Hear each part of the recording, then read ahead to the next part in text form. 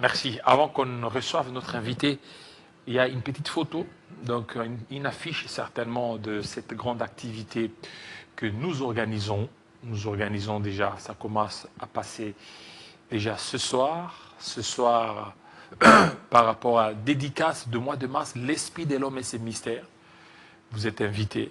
Ça commence aujourd'hui jusqu'au 8 mars 2026. L'église, c'est au niveau de l'église Intercession Cité des Refuges. Ne pas confondre l'église de prophète Gilles Moulindo, c'est différent. Alors, arrêt, c'est au niveau arrêt armé, au-dessus du mur Africas, Mongafula, certainement.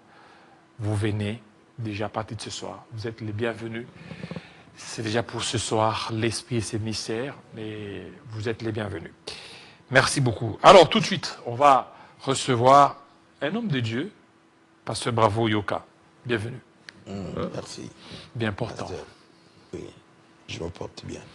Comment s'est passée l'organisation de l'ordination ou de la reconnaissance de l'archevêque Égibert Mapia? On vous a vu au four et moulin. Oui, comment vous avez vu? C'était bien ou c'était mauvais? Non, mais c'est à vous, parce que nous on n'était qu'à l'extérieur. On vous a vu au niveau de nos médias et presque partout. Non, je voulais que vous puissiez faire une comparaison. Non, mais c'est à vous. De tout ce qu'on a fait jusqu'à présent, ce que vous avez vu, comment c'était. Mais voilà pourquoi vous êtes là, pour que vous nous... Bon, nous avions préparé une cérémonie qui devait démontrer que l'Église de Réveil a atteint la maturité et que nous sommes arrivés à un niveau où il fallait commencer à présenter la véritable image de l'Église du Réveil. C'est quoi cette véritable image de l'Église? Cette véritable image est que nous sommes une confession religieuse à part entière, différente des autres confessions qui existent. Nous avons une confession de foi qui est bien confirmée. Nous avons notre discours théologique. Nous avons les dirigeants qui sont bien définis et nous avons opté pour le gouvernement épiscopal avec un leader qui règne et qui gouverne avec les deux tendances, c'est-à-dire l'institution et la confession religieuse. Quelle institution? L'institution ecclésiastique et la confession religieuse, parce que l'Église du Réveil est à la fois un institution ecclésiastique et une confession religieuse. Donc c'est ainsi que vous avez vu, d'abord, l'activité, c'était l'investiture de l'archevêque président représentant les gars de l'Église du Réveil du Congo. Mais c'est long, ça, comme titre. Non, Vous ne pouvez pas qu'il y a trop de titres. Non, c'est pas. Et qu'à un moment donné, ce que vous avez combattu d'il y a 20 ans, vous semblez revenir là-bas. Dans les églises des réveils, c'était seulement des pasteurs qui ne portaient pas des toges. Non, d'ailleurs, ils n'acceptaient même pas les termes pasteurs. Oui, oui. Ils étaient des frères. Oui. Ils étaient des frères. Non, le problème, c'était quoi? Le problème, c'est que ce sont des personnes qui n'avaient pas approfondi le texte des Écritures saintes. Donc, ils sont partis avec le Saint-Esprit et ils disaient même des choses qu'ils ne pouvaient pas contrôler. Le Saint-Esprit insufflait, il les orientait, il décidait de ce qu'ils devaient dire. Maintenant, aujourd'hui, ils ont compris. Ils ont compris que... parce que on voit certaines pratiques... Tel que quoi? Ça ressemble à l'Église catholique. Tel que quoi? Quand vous voyez un archevêque avec un bâton, un touge, c'est pas un chapeau, ça c'est comme des rites catholiques. Non, de toutes les façons, c'est vous qui dites que c'est catholique. Les catholiques, eux aussi, ils ont modifié. De toutes les façons, je vous donne deux écritures. Quand vous ouvrez dans Exode 24, disons Exode 28, à partir du premier verset jusqu'au verset 10, vous allez trouver que là, l'Éternel Dieu ordonne à Moïse le vêtement que doit porter le sacrificateur. Et dans tout ce que vous êtes en train de voir chez les catholiques et tout ça, ils ont peut-être transformé l'une ou l'autre chose, mais tout ce qui est là-dedans, tel que quand vous êtes en train de parler, par exemple, des termes tels que éphod, pectoral, tunique, robe, tiare, Tout ça, ceinture. c'est l'Ancien Testament. Christ est venu. De toutes les façons. Christ est venu abolir, bon, pas abolir, mais il est venu accomplir tout ça. Oui. Est-ce que Christ aussi a demandé à ce que, est-ce que vous savez que les gens portent? Christ lui-même avait porté la tunique? Il avait porté la robe, mais vous ne portez pas la robe. Pourquoi? Parce que vous êtes en train toujours, à chaque fois, le réflexe c'est que Christ. Quand vous êtes en train de parler de Christ, Christ a porté la robe. Il a porté la tunique, il a porté la spade. Christ a porté la robe parce qu'à l'époque, c'était ça, leur tenue. Leur tenue, c'était ça. Mais pourquoi est-ce que vous allez au terme à l'époque? Parce que le problème, c'est quoi? Le problème, c'est que quand vous pensez que cette époque est déjà passée, hein, vous devez savoir pourquoi est-ce qu'on avait, dans la parole de Dieu, recommandé qu'on donne la tenue aux sacrificateurs. Oui, mais non, est-ce qu'actuellement, il y a des sacrificateurs? Toi, le sacerdoce a changé actuellement. Non, je suis en train de poser la question. Quand tu parles du sacerdoce, ça veut dire quoi? Le sacerdoce, c'est la dignité du sacrificateur. Hein? Le rôle et la dignité du sacrificateur. C'est ça le sacerdoce. Vous utilisez le terme, mais vous n'approfondissez pas. Mais maintenant, l'appellation, vous voyez. Non, je suis en train de vous ramener à l'Apocalypse. À l'Apocalypse, on dit d'une manière claire que c'est pourquoi il les a établis pour qu'ils puissent accomplir le royaume de sacrificateurs. Mais maintenant, je vous pose la question. Quand vous êtes en train de rejeter tout ce qui est lié à la sacrificature, vous êtes en train de faire que l'œuvre de Dieu. Parce que Dieu n'a pas changé. Le problème, c'est quoi? Le problème, c'est que quand vous n'avez pas étudié la Bible, la parole de Dieu, vous ne pouvez pas comprendre, même ce que vous appelez Ancien Testament et Nouveau Testament, on ne comprend pas. Dieu reste unique. Dieu n'a pas changé. Alors, aujourd'hui, on peut célébrer les cultes avec l'encens aussi. Je suis en train de avec des bougies. Je suis en train de vous dire que quand vous regardez dans la Bible, est-ce que vous avez retrouvé qu'on avait proclamé des bougies? Mais vous regardez dans la Bible, vous retrouverez qu'il y a ce qu'on appelle les chandeliers. Les chandeliers. Oui. Le chandelier a une signification. Est-ce que cette signification a disparu? Ce mystère a-t-il disparu? Pourquoi est-ce qu'on avait recommandé qu'on puisse utiliser l'encens? Nous sommes là dans les services du sacerdoce. Le service du sacerdoce, ce n'est pas tout ce qu'on est en train de dire. Donc la réalité est que quand vous tenez la Bible en main et que vous êtes en train maintenant de présenter le Saintes Écritures, il faudrait que vous puissiez vous poser la question, êtes-vous devenu cet homme-là qu'on appelle serviteur de Dieu? Parce qu'il est différent d'un homme du monde.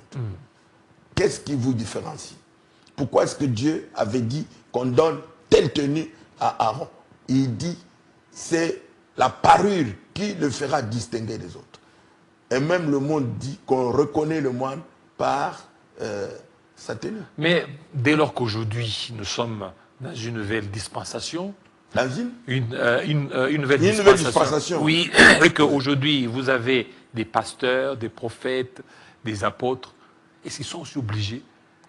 Je suis en train de vous confirmer que toutes ces choses-là, il faut qu'on puisse donc l'apprendre. J'ai dit aux gens que Dieu ne gouverne pas le monde par le ministère prophétique, le ministère d'évangéliste, d'apôtre et tout ça. Non, non. Dieu gouverne le monde par 3 ministères. Disons par 3 onctions. L'onction royale, prophétique et sacerdotale. L'onction royale couvre tout le monde qui est dans ce qu'on appelle la gouvernance, l'institution de la cité. Alors maintenant, le prophétique et les sacerdoces, c'est ce qui est retenu pour l'Église.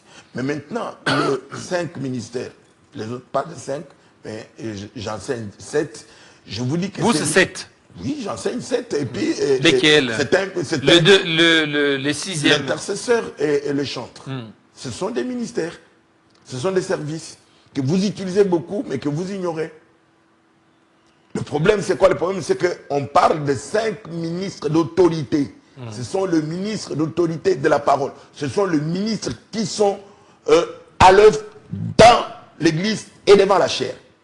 Et quand vous êtes sorti de l'Église, vous ne pouvez pas brandir votre appel pastoral. À moins que vous ayez l'onction qui s'attache à l'onction qui est liée au monde entier, c'est-à-dire l'onction royale, prophétique ou sacerdotale. C'est ça ce qui fait que nous avons déjà une grande différence. Et si quand nous sommes en train de faire l'œuvre, même chez les catholiques, vous allez voir qu'ils s'accrochent plus à parler sur ce qui est politique. Mais cela ne marche pas avec tout ce que... Nous allons revenir sur la politique. Oui. Mais pourquoi maintenant il y a maintenant des archevêques? Pourquoi? Alors que la Bible ne reconnaît pas des archevêques. Non, la Bible reconnaît l'évêque. L'évêque, il y a un avis. La Bible parle d'un évêque. Oui, mais l'archevêque, c'est qui? L'archevêque, c'est qui dans la définition? Non, allez-y, c'est à vous de répondre. Non, mais l'archevêque, c'est quelqu'un qui siège dans une circonscription qui est plus grande que la circonscription d'un évêque. Mais maintenant, il a des évêques qui sont à sa charge. Et les évêques sont des pasteurs. Non, les évêques ne sont pas des pasteurs. Les pasteurs peuvent en réalité être rapprochés avec le ministre, mais en soi, ils peuvent être rapprochés avec les anciens. Oui. Et les évêques sont au-dessus des pasteurs. Ce sont les épiscopes. C'est un ministre d'un rang supérieur. Un évêque. Oui. Mais alors que la Bible, tout à l'heure, vous avez parlé des ministères d'autorité. Dans ces ministères d'autorité, il n'y a pas d'évêque. Non, je suis en train d'abord de vous dire que quand vous êtes en train de parler de l'évêque, hein, au moment où vous êtes en train Évêque, ce n'est pas un ministère. Non, c'est ce que je suis en train de vous dire. J'ai dit d'abord que le ministère, c'est quoi? C'est tout simplement le service. Pas service de diaconie, qui veut dire service. Maintenant, quand vous avez un ministre, hein, c'est un serviteur. C'est un serviteur, tout court. Maintenant, un évêque, hein, il n'est pas un serviteur, il est un surveillant. Que c'est lui et qui doit maintenant gérer, avoir la charge de suivre dans la réforme de l'église de la réforme.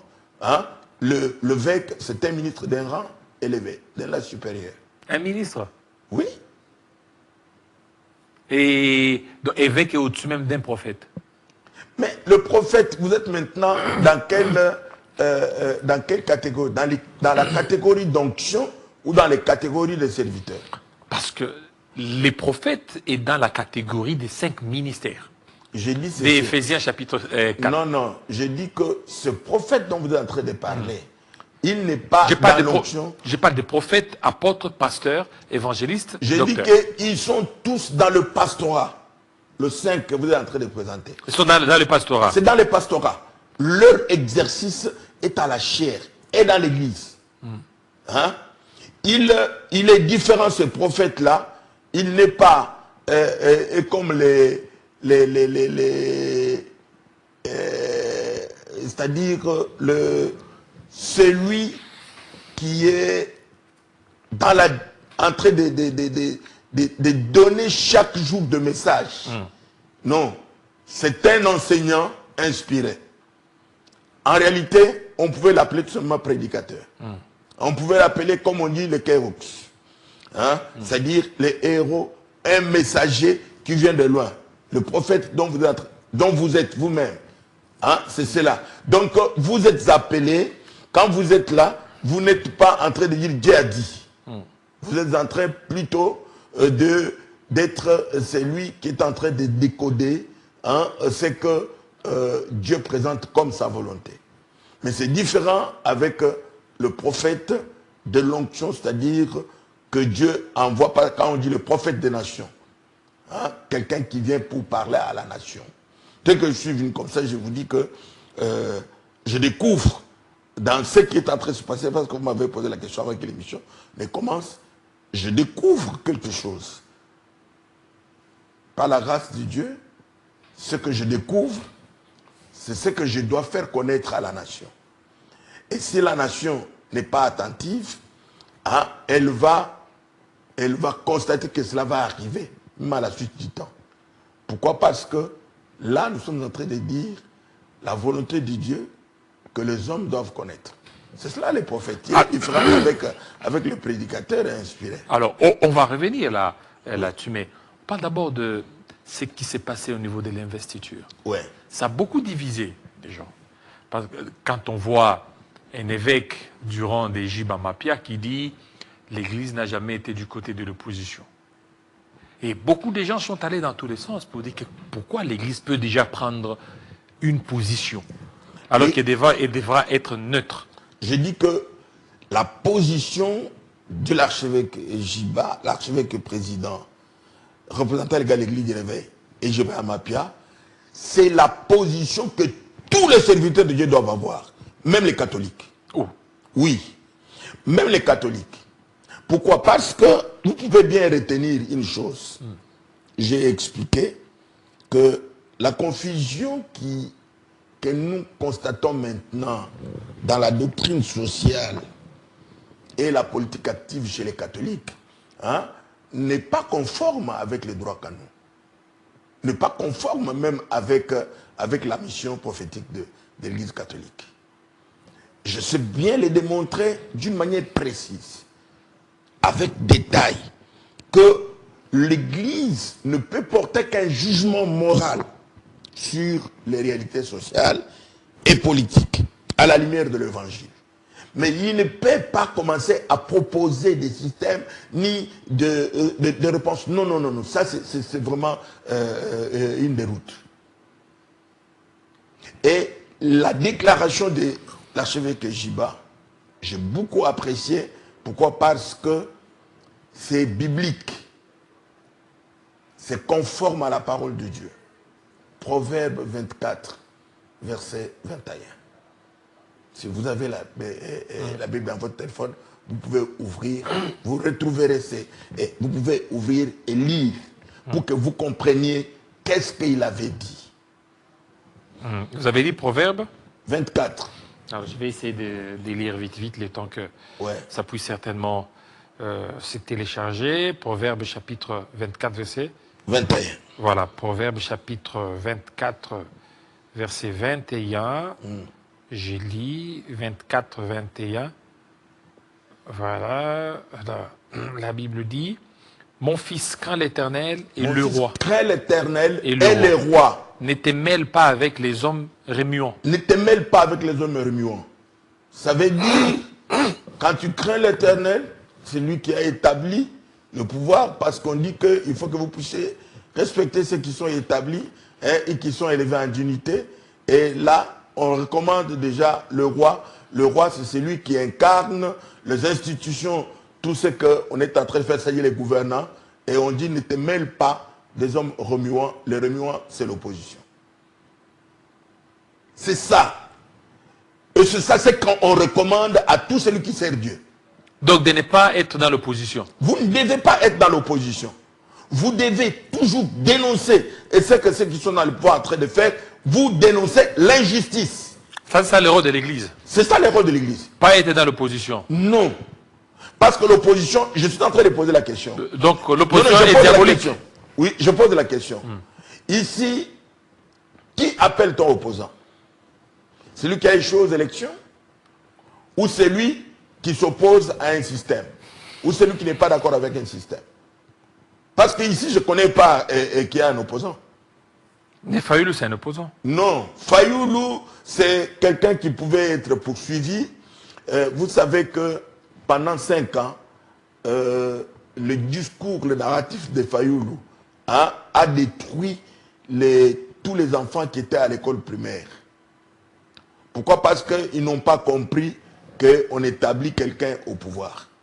Fayoulou dit aux gens, il va aux élections d'abord, pour venir à ces élections-là, il refuse d'abord la machine, il refuse, pour finir, il accepte sans dire aux gens pourquoi est-ce qu'il a accepté. Il vient, il fait les élections, nous avons 26 provinces, il n'a fait que 5 provinces. Et il n'est même pas connu, il n'a jamais été dans une autre province. Et puis finalement, on proclame les résultats, Fayoulou conteste, il va à la Cour constitutionnelle. Il va à la Cour constitutionnelle et la loi de notre pays exige que vous puissiez vous-même apporter de preuves de ce que vous êtes en train de réclamer. Mais il ne le fait pas, on proclame celui qui est président. Mais Fayoulou continue de s'appeler président élu. mais qui l'avait élu.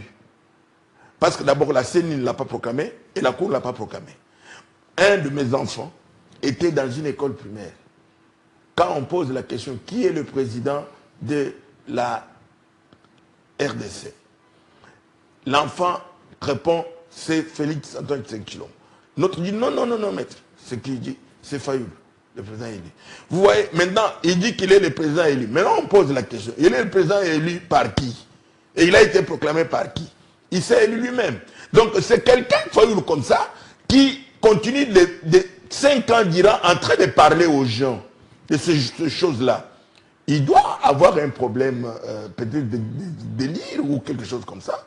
Parce qu'il faut être conscient, il faut être constant, constater. Et puis moi, je connais bien Fayoulou, de la manière que je l'ai suivi, parce que c'est lui qui a empêché l'opposition à prendre la ville de Kinshasa du temps en 2006. Tu sais que Kimbuta ne pouvait pas gagner les élections parce que Adam Ombole avait 22 députés de MLC. Mais Fayoulou, qui était neutre, il a amené son coélitier qui s'appelait Ngobila pour lui dire non, non, donnons le voix à Kimbuta. Et pour qu'on puisse lui payer tous les 3 mois. Kimbuta l'a payé tous les 3 mois. Ce sont des secrets qu'on lit parce que maintenant, 5 ans sont déjà passés, et puis 10 ans sont déjà passés. Il faut maintenant qu'on puisse lui répéter. Fayoulou n'a jamais été constant. Il n'a jamais été constant, même ici, maintenant, quand il est en train de parler des histoires où il est en train de proclamer dialogue et tout ça, tout ce qu'il est en train de faire le bruit là, il fait le bruit. Alors pour vous, l'opposition est diabolique? Je suis en train de vous dire que d'abord, l'opposition, c'est lui qui incarne l'opposition, c'est le diable. Alors, qui va parler en termes de l'opposition? Qui peut parler? Parce que l'Église, il faut que...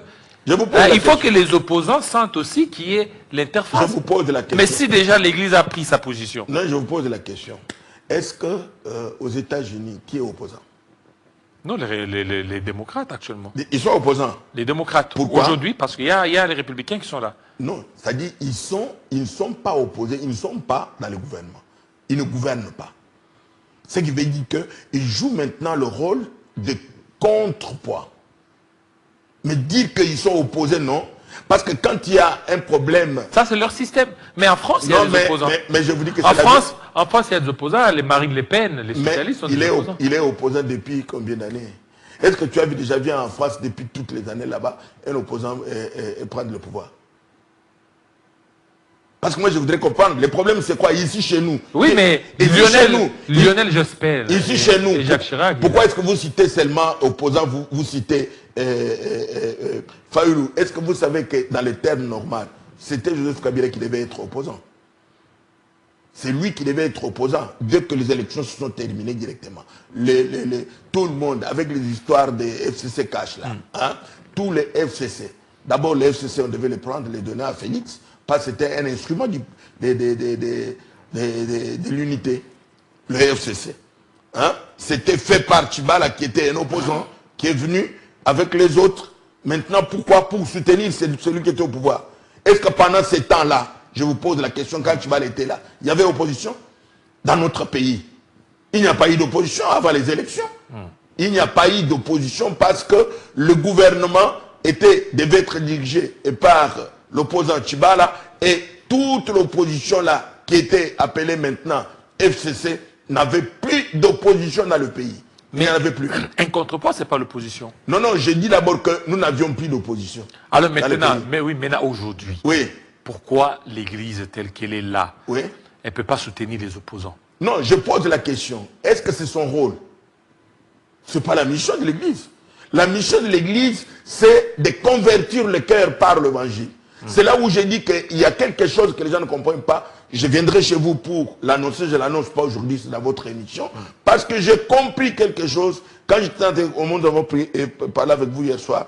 Quand j'ai prié ce matin, le Seigneur m'a dit, regarde ce que les catholiques sont en train de faire. Les catholiques et les protestants. Et vous tous là, vous êtes en train d'envoyer un message au président Félix sur telle chose. Mais comme vous ne savez pas que vous êtes porteur de message, c'est pourquoi vous avez des sons discordants. Mais je te donne la charge de leur dire et d'appeler le peuple congolais à suivre ce que vous êtes en train de dire.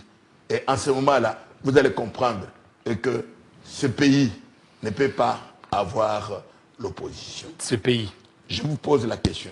Quand les gens sont partis à table ronde, il y avait l'opposition?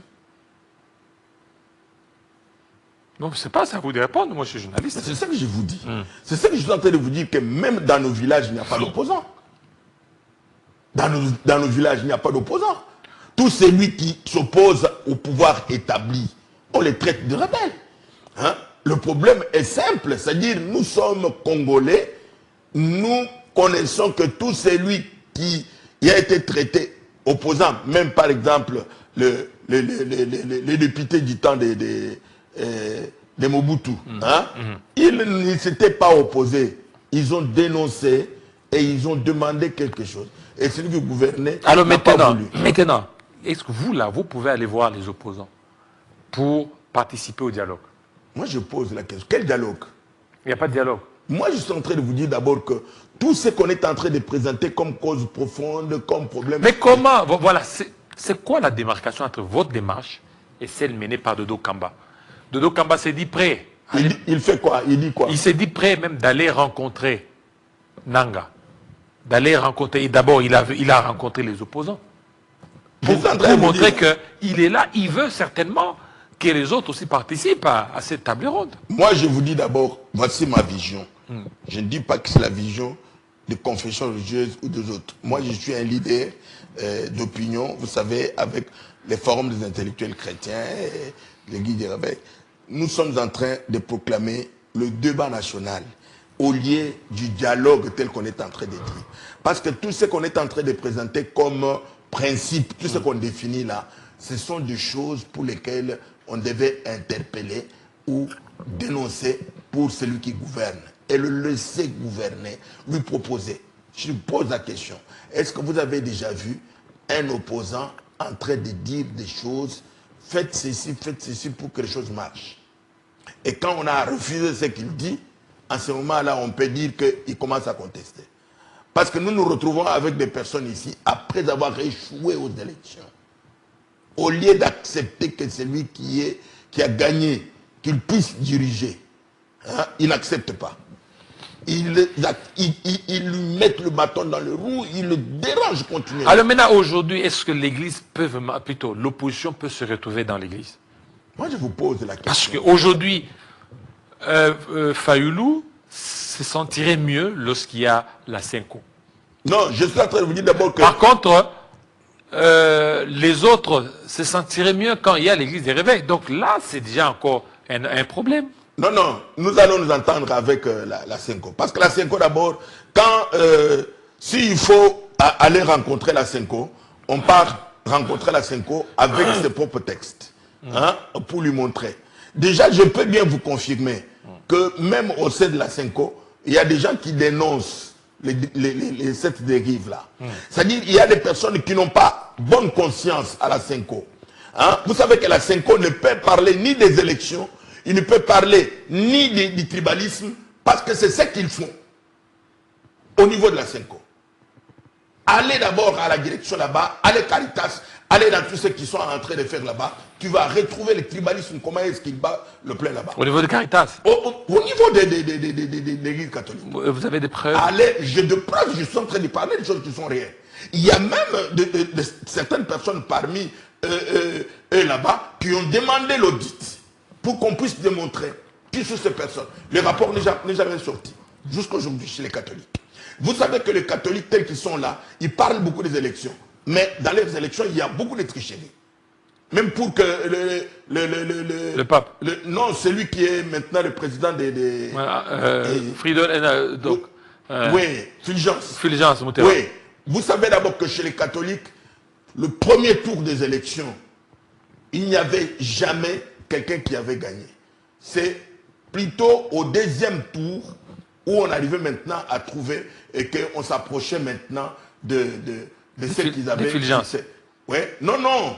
Mais avec Fulgence, les choses sont passées à un seul tour. Mais c'est qu'il a été aimé. Non, il a été élu. Fulgence n'est pas une personne qui parle d'une manière courtoise. On les connaît. C'est pas la première fois. Est-ce que vous savez d'abord que là-bas, on a gardé celui qui... Fridolin... non. L'autre là qui s'en oui. Oui, ça va venir. Oui. Vous savez qu'il a fait des mandats. Vous savez pourquoi?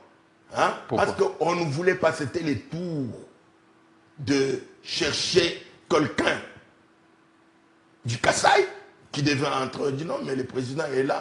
Il ne peut pas, et ils ont passé. Le catholique, ils sont maîtres en violation de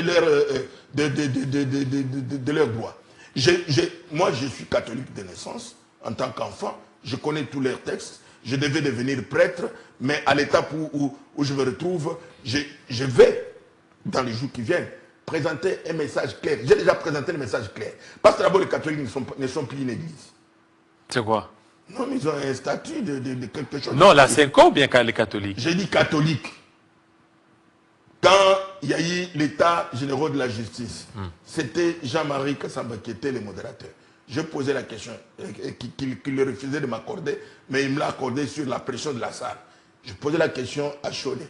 Cholet, est-ce que vous pouvez nous dire, sur base du décret 022, quel est votre statut? Êtes-vous encore asbel confessionnel ou vous êtes devenu autre chose? Parce que dans ce décret-là, on montre clairement que vous êtes des dictateurs parce qu'on ne peut pas poursuivre un prêtre sans demander l'autorisation. Au Vatican? Non, pas Vatican, à l'évêque. Hein? Et puis, dans ce même décret-là, c'est écrit que dès que le décret a été reconnu, on doit élaguer votre nom de la liste des associations confessionnelles. Hein? Est-ce que vous pouvez répondre d'une manière honnête ici devant tout le monde? Il a regardé le ministre d'État Moutamba qui était assis, il dit, monsieur le ministre, nous ne dépendons pas de vous. Nous sommes maintenant, nous dépendons du ministère de l'Intérieur. Dans notre pays, là, qui sont au ministère de l'Intérieur? Ce sont des politiciens, non?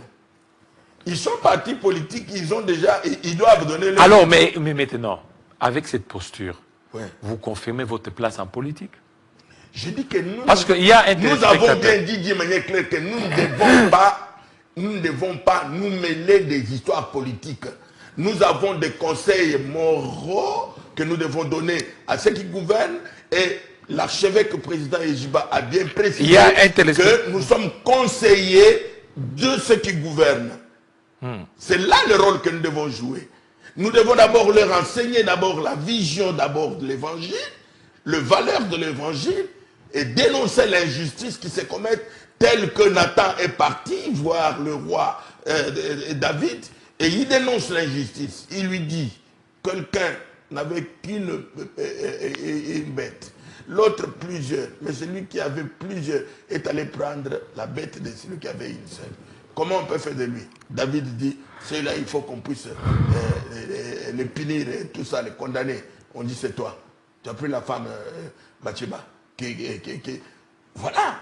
Et cette dénonciation-là, on a dénoncé une injustice, mais on a présenté l'évangile. C'est ces valeurs-là qui doivent être présentées. Ici, ces valeurs ne sont pas présentées. Pourquoi?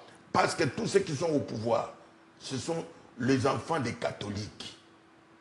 Ils ont été mal enseignés sur ce qu'ils doivent faire. Quand Fayoulou et tout le monde parle, ils disent que les catholiques dirigent le dialogue. Mais ils ne savent pas que les catholiques ont échoué. Ils ont échoué à deux reprises. Comment? La conférence nationale souveraine a été dirigée par qui? Par les catholiques. Ils ont échoué.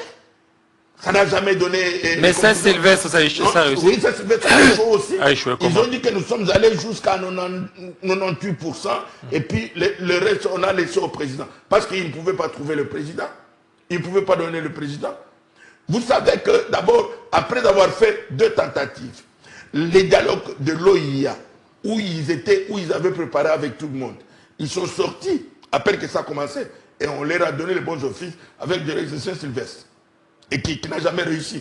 Les catholiques vont réussir sur base de quoi? Parce que d'abord, maintenant ici, avec tous ceux qui sont en train de présenter dans ce qu'on appelle pacte, tous ceux qui sont en train de présenter, c'est contraire d'abord à l'évangile. D'accord. Hein? Ils sont en train de proposer des histoires qui n'est pas permis à l'église catholique de proposer à ceux qui gouvernent. Ils proposent l'histoire technique. Il n'est pas dit comme ça. Ils ne peuvent pas s'attacher. Même le pape François a refusé. Il a dit, ils ne sont pas ONG, ils ne sont pas partis politiques, ils ne peuvent pas parler de cette histoire-là. Merci. Merci beaucoup, homme de Dieu, pasteur. Bravo. Votre intervention a fait réagir beaucoup de gens. Nous allons certainement revenir. Merci beaucoup pour votre intervention. Beaucoup de gens réagissent. Beaucoup. Beaucoup, hein. On n'a pas le temps de lire tous les messages. Si vous pouvez m'envoyer ici que je sache, de toutes les façons, j'informe tout le monde qui réagit que je vais venir avec une communication assez structurée pour montrer d'abord la vision de Dieu pour notre pays en rapport avec l'Église et la politique. La manière que les choses sont en train de se passer là. Dieu a déjà un plan. Le plan, nous y sommes déjà, mais parce que nous ne sommes pas dans la même vision, c'est pourquoi on est en train de se contredire, d'aller dans tous les sens. Hein? Parce qu'en réalité, quand nous sommes en train de parler de dialogue, vous verrez que quand on dit inclusivité, je ne sais pas quelle est la notion. Quand les catholiques disent inclusivité, l'OIA avait 340 et 380 participants. Chez les catholiques, inclusivité, on est arrivé à 38 et puis à 18 personnes. Merci. Quelle inclusivité? Merci beaucoup. Alors, moi, mon inclusivité à moi, ce sont les ethnies. Voilà, merci. Nous avons 450 ethnies. Il faudrait que chaque ethnie puisse présenter plus ou moins 2 ou 3 fils de cette ethnie pour que chacun d'ethnie vienne. Voilà l'essence de mon dialogue. Merci. Merci beaucoup. Bob Ambongo, tout de suite, on va parler de la culture.